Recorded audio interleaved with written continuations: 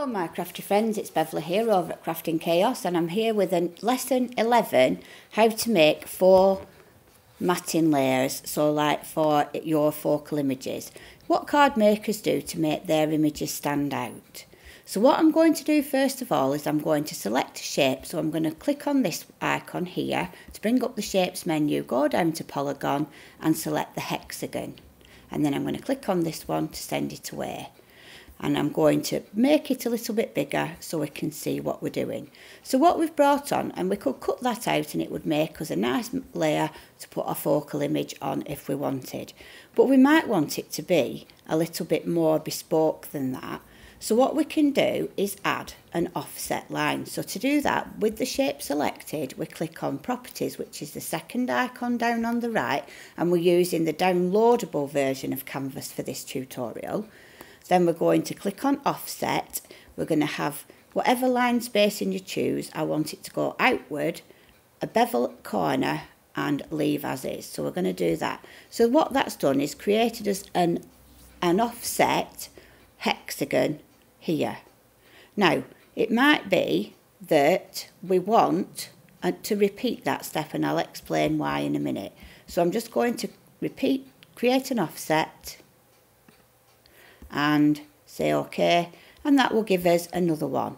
Because what we might want to do, and then I'm just for a final time, I'm going to duplicate that.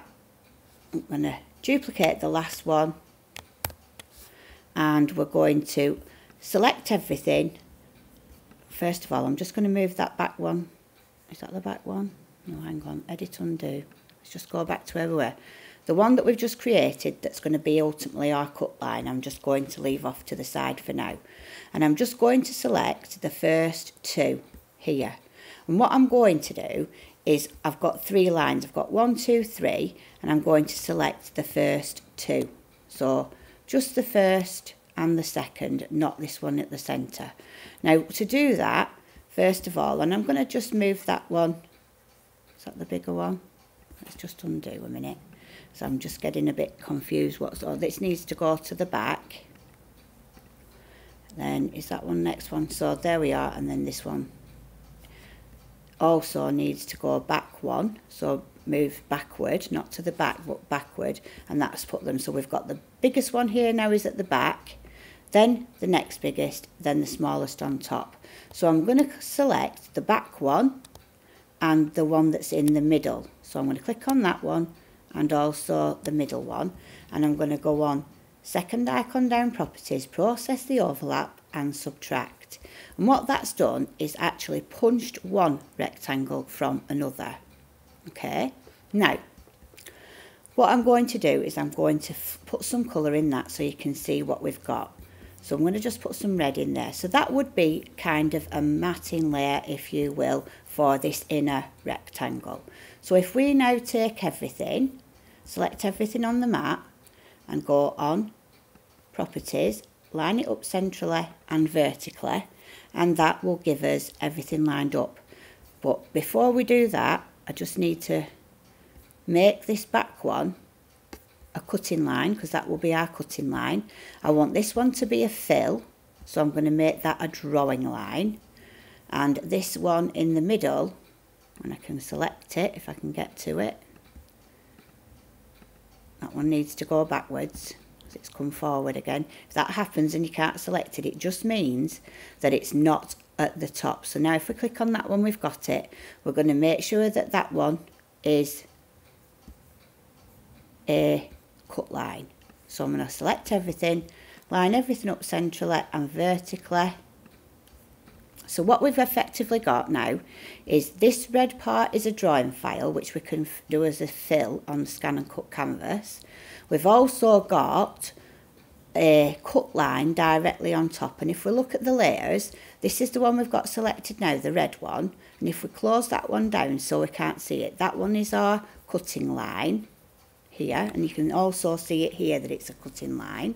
And if we just hide that one for a second, we can see that this one is also a cutting line. Now if I make them more visible again by bringing in the eye, you can see what we've got. So effectively what you would get then is a rectangle that's cut out of another rectangle.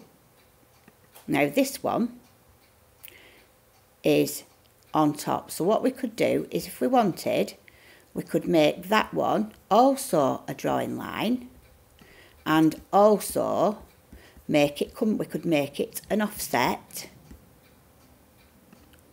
bring it in by 0.9, say, doesn't really matter, it's just an arbitrary number. Did we go outwards? Sorry, I went the wrong way.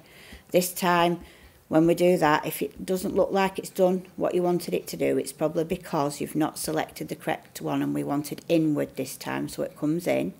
Say OK, and that's brought it in for us. And I'm also going to just click on that one and repeat that step.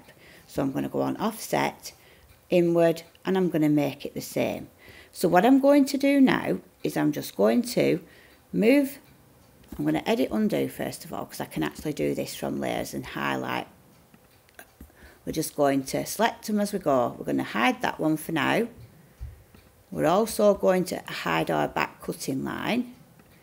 That one's there, and hopefully that one is our outer one. So we've got, let's click the top one and hide that one. So we've got this one hiding, and now we've got one here and one here. So I'm going to select both of those, and I'm going to go on properties and subtract. And again, if I put some colour into that part now, you'll see we've created another drawing line which would look like another matting layer. So now if we come to our toggle all of our layers open, what we've actually got now is a, let's go through them. So we've got the purple draw line. That one is currently a drawing line, but you could either have it drawing, which I'm going to make it drawing, and so we just have a cutout, and I'm going to change that drawing line to a stitched, so it's like a 4 stitch line. So I'm just going to do that. Just going to do that a little bit bigger, like so. So you can, I'll zoom in so you can see it in a minute. So let's go through let's review what we've got. So we've got, let's just move that down. Let's see if we can get the red one. We'll put that one up at the top. So the red one is our drawing line. We've also got stacked right on top, so we draw it first and then cut. That's our drawing, that's our cutting line to cut the paper out. So that's going to cut your rectangle. Then the second part is where we've got our draw fill, and that's the full red line.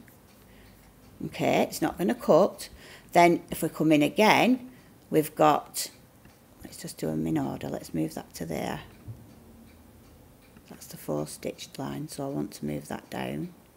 So this one is our blue line, which is also a draw line, and then we're finishing off with a 4 stitch line. So effectively what that's going to do now, and if we put some colour on the top one there and we make that one sort of, let's make it a pale colour. So we'll make it a pale grey, and we'll send it to the bottom. So arrange and send to back. So that's put that layer there now. So effectively all you've got is one cutting area there. So what you would do is load your plain white paper onto the mat and put it in. You would then, first of all, if we just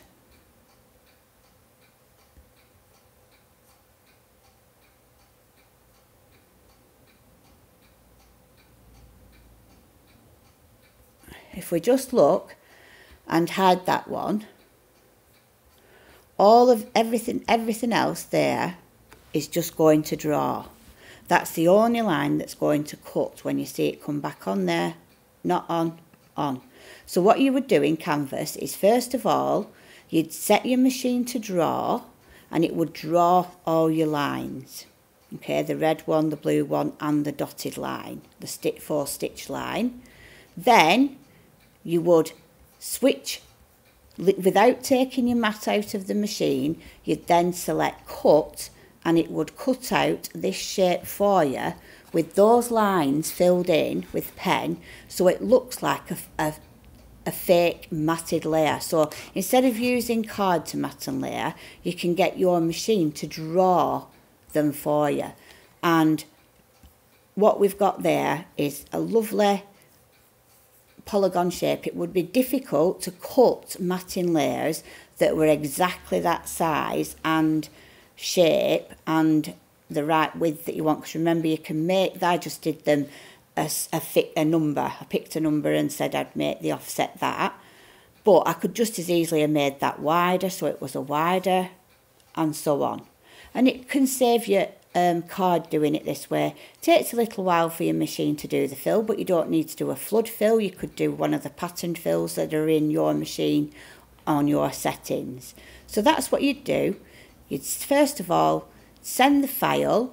So now you would transfer FCM file to the internet to your scan and cut, and that's gone to my scan and cut now.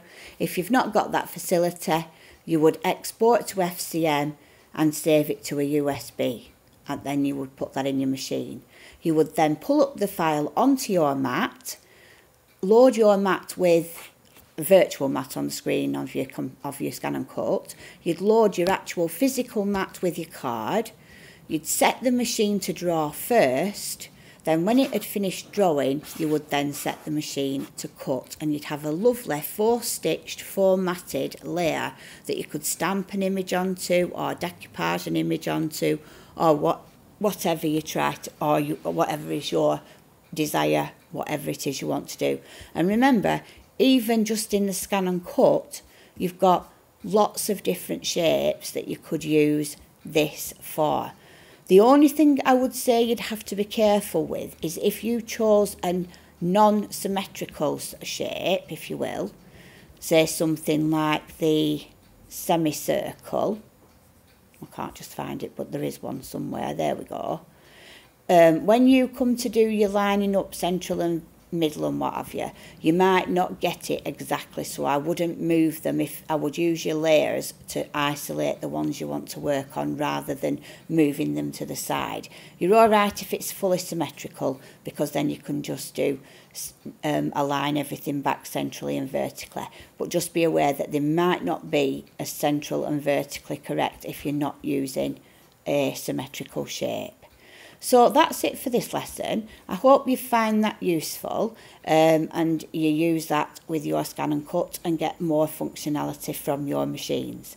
All right, and also remember that you could also get, now if you've got your foiling machine or your foiling quill from We Are Memory Keepers, you could get it to actually foil where you've done these drawing lines rather than actually using a pen. The world's your oyster.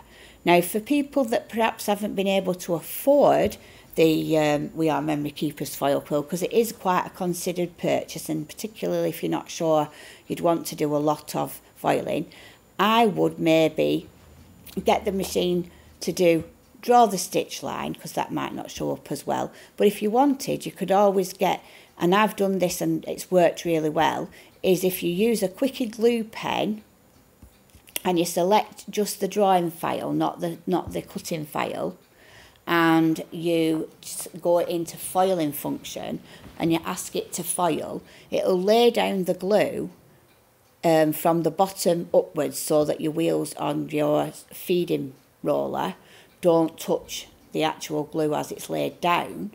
And then instead of going on to do the second step of the foiling, you just remove the mat, and you can use cold foil to do that, so you're not the heat transfer foil, the cold foiling one, or even gilding flakes. And gilding flakes I've used, and it looks very, very pretty as another effect.